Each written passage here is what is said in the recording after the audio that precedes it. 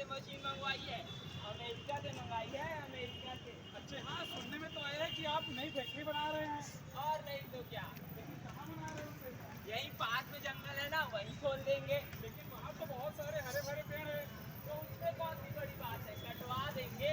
लेकिन इन हरे भरे पेड़ों को कटवाना जो कि रहने वालों का जीवोपार्जन होता है, ऐसे में तो प्रकृति के साथ खिलवाड़ होगा ना।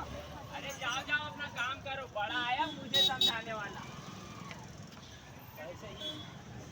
मैं कल से ही जंगल की कटाई और सफाई का काम शुरू करवा दूंगा। रुको रुको, हम ये जंगल नहीं करने देंगे, नहीं गिरा देंगे। मैं इस जंगल में फैक्ट्री खोल के इस जगह को डेवलप करूंगा। चलो ये अच्छी बात है कि आप डेवलप करने के विषय में सोच रहे हैं। हरे भरे पेड़ को काटेंगे तो प्रकृति के साथ खिलवाड़ होगा। साथ ही साथ फैक्ट्री से निकलने वाले विषैले पदार्थ, विषैले धुएं जो तक जाएगी।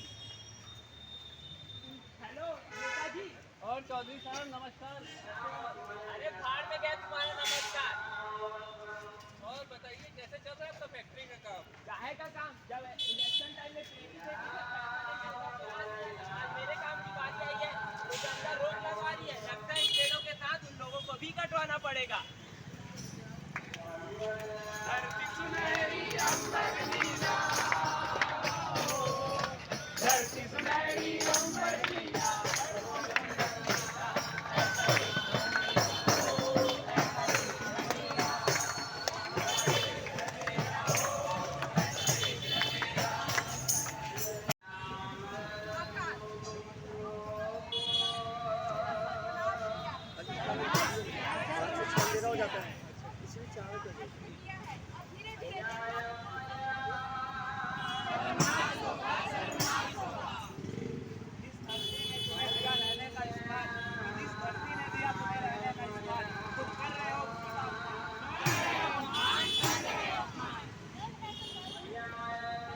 भाई भाई भाई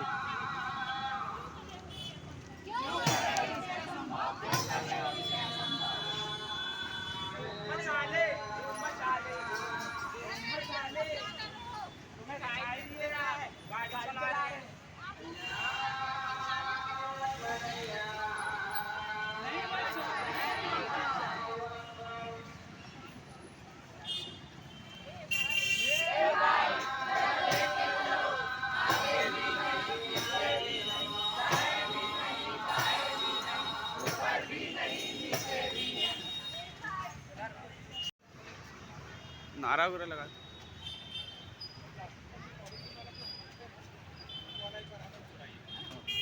प्लास्टिक पन्नी पॉलीथीन प्रकृति के दुश्मन थी।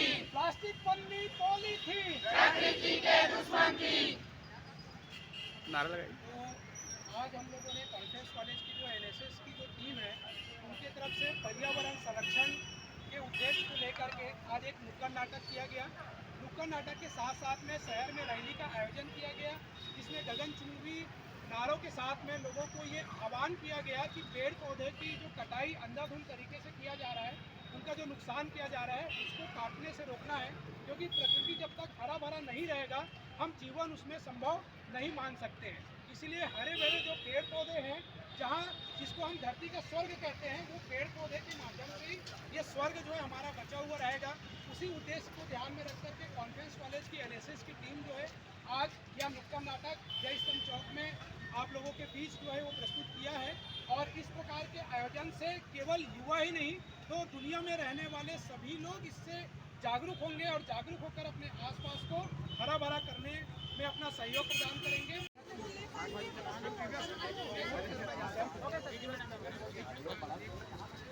इधर आ जाइए भाई, देना तो जल्दी जाना है। अरे अरे अरे उधर से ले लेना ना मार कर।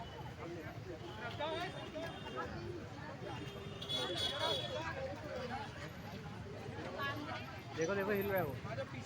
मुख्य रूप से पर्यावरण संरक्षण के उद्देश्य को लेकर के आज का ये आयोजन किया गया है। राष्ट्रीय सेवा योजना इकाई जो कॉन्फ्रेंस कॉलेज के जो स्वयंसेवक हैं उनके द्वारा नुक्कड़ नाटक का आयोजन किया गया और नुक्कड़ नाटक के माध्यम से ये संदेश देने का प्रयास किया गया है कि पर्यावरण जो प्रदूषण की ओर जो लगातार बढ़ रही है और जीवन के लिए खतरा बनते जा रहा है, उन खतरों से लोगों को अवगत कराने के लिए नुक्कड़ नाटक हम लोगों ने प्रस्तुत किया है।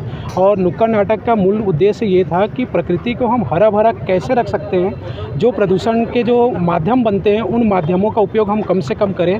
प्लास्टिक, पन्नी, पॉलीथीन दुश्मन ये है प्रकृति के, तो उन प्रकृति के जो दुश्मन हैं उसका उपयोग हम कम से कम करें।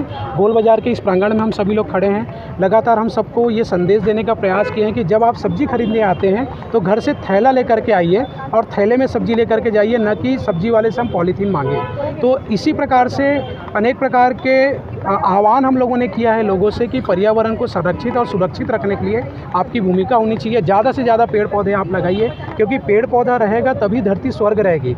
और पूरी दुनिया में अगर किसी को स्वर्ग कहा जाता है तो वो धरती को ही कहा जाता है। तो धरती को संवारने का काम जो है वो हमारा है, और उस काम को लोगों को याद दिलाने के लिए आज हम लोगों ने ये नुक्कड़ नाटक किया है। और नुक्कड़ नाटक के साथ साथ जो है एक रैली का आयोजन किया। रैली में भी हमने लोगों को नारों के माध्यम से नारा लगा करके लोगों को अवगत कराया, आह्वान किया, ताकि प्रकृति की संरक्षण में आपकी भूमिका बने। और रैली ही नहीं, तो रैली के साथ साथ हम लोग हस्ताक्षर अभियान भी करवा रहे हैं कि लोग अपनी भावनाओं को व्यक्त करें, और भावनाओं को व्यक्त करने के साथ साथ पर्यावरण संरक्षण में महत्वपूर्ण भूमिका निभाएं।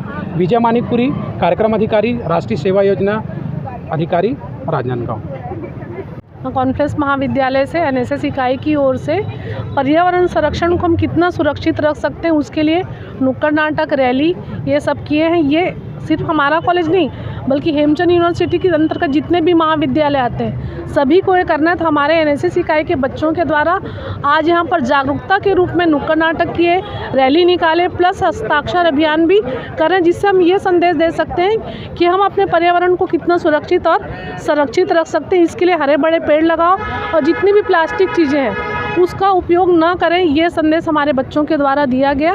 तो ये संदेश यदि जनहित तक जाता है तो जाहिर सी बात है ये हम सब इसके प्रति जागरूक हो जाएंगे, और आज जो पर्यावरण प्रदूषण हो रहा है उसमें कहीं ना कहीं हम एक पहल कर सकते हैं। मैं Preeti Andorkar, conference college, Rajnandgaon. NSS conference college के छात्र यहाँ जय स्तंभ संघ राजनांदगांव में उपस्थित हुए हैं। स्पेशली हम लोग यहाँ पर्यावरण संरक्षण के लेकर के लोगों को जागरूक कर रहे हैं कि पर्यावरण संरक्षण कितना ज़रूरी है, क्योंकि आज जिस स्पीड के साथ पर्यावरण के साथ खिलवाड़ किया जा रहा है, पेड़ों को काटा जा रहा है, अगर यही स्पीड रहा तो आने वाला समय जो है बहुत ही खतरनाक होने वाला है।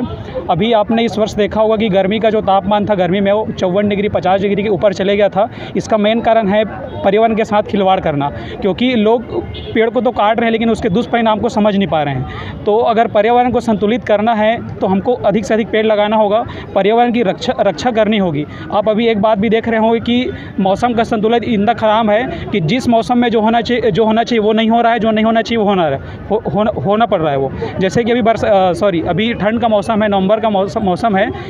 आज से 2 साल 3 साल पहले नवंबर के महीने में बहुत कड़ाके की ठंड होती थी, दिवाली के बाद बहुत ज़्यादा ठंड रहता था, लेकिन अभी हमको गर्मी का एहसास हो रहा है, ठंड के मौसम जैसा नहीं लग रहा है। तो इसका मेन कारण है पर्यावरण संतुलन। बरसात के मौसम में हमने इस साल बहुत ही अधिक मात्रा में गर्मी देखा, इसका भी मेन कारण है पर्यावरण का असंतुलन। तो हर चीज़ का जो मेन कारण है वो है पर्यावरण असंतुलन, और इसका जो मेन जड़ है मैं और आप सब लोग हैं इसका।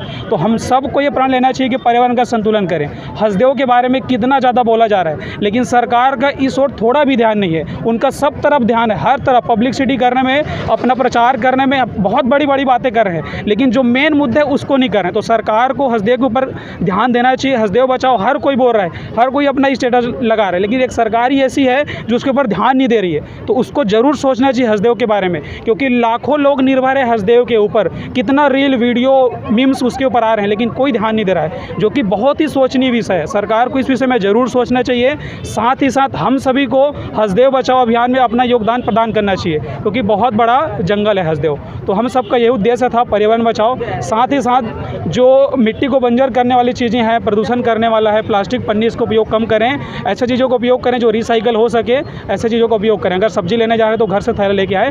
तो बस इतना ही कहना चाहूँगा। मैं चंदन साहू, एनएसएस छात्र, conference college, Rajnandgaon. Thank you.